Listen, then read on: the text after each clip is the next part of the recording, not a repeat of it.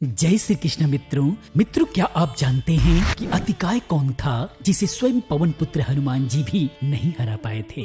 आखिर अतिकाय कितना शक्तिशाली था? क्या वह रावण और मेघनाथ से भी शक्तिशाली था? क्या वह सच में भगवान शिव के त्रिशूल को भी रोक दिया था? कैसे और कहां से आया उसमें इतना बल? मित्रों, अतिकाय से जुड़े हर एक रहस्य को जानने के लिए इस वीडियो के साथ अंत तक बने रहें। हम आपको अतिकाय से जुड़ी एक एक चीज को विस्तार पूर्वक बताएंगे। बहुत ही रोचक कथा होने वाली है। समझने के लिए वीडियो के साथ अंत तक बने रहें। वीडियो बहुत ही ज्ञानवर्धक होने वाली है। वीडियो पसंद आती है तो वीडियो को लाइक करें, अपने मित्रों के साथ शेयर भी करते रहें। आइए दोस्तों, आगे हम लोग बात करते हैं। तो जब जब रावण की बात की जाती है तब तब उसके शक्तिशाली बेटे इंद्रजीत यानी मेघनाथ और अक्षय कुमार की भी बात की जाती है। लेकिन रामायण काल में रावण का एक और अतिकाय नाम का पुत्र भी था, जिसका वर्णन हमारे वाल्मीकि रामायण में मिलता है। अतिकाय रावण और उसकी दूसरी पत्नी धन्यमालिनी का पुत्र था। अतिकाय अपने पिता की तरह ही निर्भय स्वभाव का था। वह अपने पराक्रम के दम पे भगवान भोलेनाथ को प्रसन्न कर लिया था। कहा जाता है वो इतना शक्तिशाली था जिसका वध किसी के हाथ से संभव नहीं था। ये भी कहा जाता है कि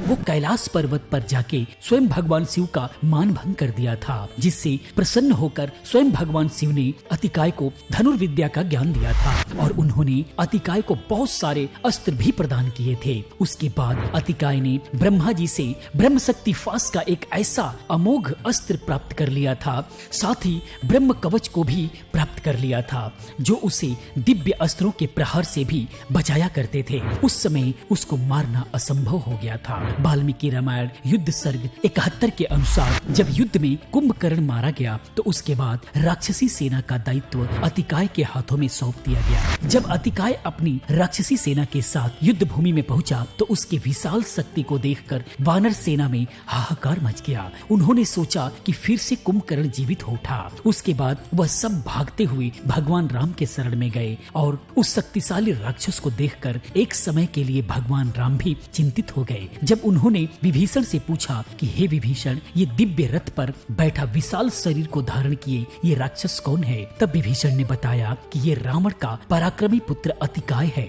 वो बल में रावण से तनिक भी कम नहीं है। इसे ब्रह्मा जी ने ब्रह्म शक्ति पास अस्त्र और ब्रह्म कवच भी प्रदान किए हैं, जो दिव्य अस्त्रों के प्रहार से इसकी रक्षा करते हैं। इसने स्वयं देवता और दानवों को सैकड़ों बार पराजित किया है। एक बार तो उसने अपने वाणों के तेज से इंद्र के वज्र को भी खंडित कर दिया था। तब भगवान श्री राम भी सोच में पड़ गए थे। उसी समय अतिकाय ने देखा कि मेरी सेना का संहार हो रहा है और मेरे चाचा और मेरे दोनों भाई भी युद्ध भूमि में मारे जा चुके हैं। तब अतिकाय को बहुत क्रोध आया। वह क्रोधवश भगवान राम के सामने प्रकट हो गया और भगवान राम को अपने तीखे वचन द्वारा प्रताड़ित करने लगा। उसकी बातें सुनकर लक्ष्मण जी को बहुत क्रोध आ जाता है। तभी अतिकाय ने अपनी शक्ति के प्रचंड में चूर होकर कहा, मैं धनुष और बाण लेकर रथ पर बैठा हूँ। मुझे किसी साधारण मनुष्य से युद्ध करने का तनिक भी विचार नहीं है। जिसके अंदर साहस और शक्ति हो वो शीघ्र यहाँ आकर हमसे युद्ध कर ले। उसके मुख से ऐसी बातें सुनकर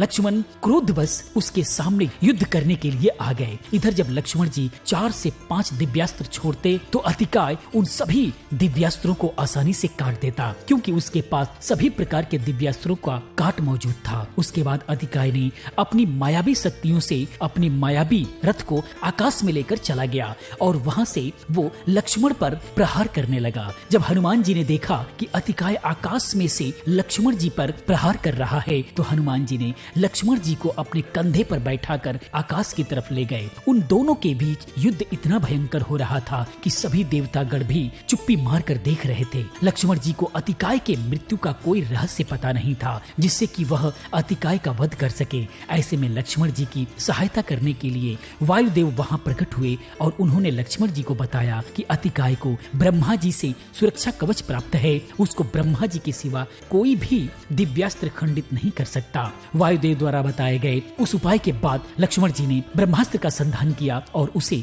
अतिकाय की तरफ छोड़ दिया। अतिकाय यह सोच रहा था कि ब्रह्म कवच इस अस्त्र को विफल कर देगा, लेकिन वो ब्रह्मास्त्र ब्रह्म कवच को चीरते हुए अतिकाय के प्राण ले लिया और अतिकाय आसमान से नीचे गिरा और उसकी मृत्यु हो गई। इस प्रकार रावण का महान पुत्र अतिकाय भी रणभूमि में मारा गया। तो ये थी अतिकाय की कहानी। मित्रों, आपको यह वीडियो कैसा लगा, यह जानकारी कैसी लगी, कृपया कमेंट में जरूर बताएं। इसी प्रकार की तमाम जानकारियों के लिए चैनल को सब्सक्राइब करें, चैनल के साथ बने रहे, क्योंकि इस टाइप की तमाम जानकारी मैं लेकर के आता रहता हूँ। मैं मिलता हूँ अगले किसी और रोचक जानकारी के साथ। पूरी वीडियो देखने के लिए आप सभी का बहुत बहुत आभार।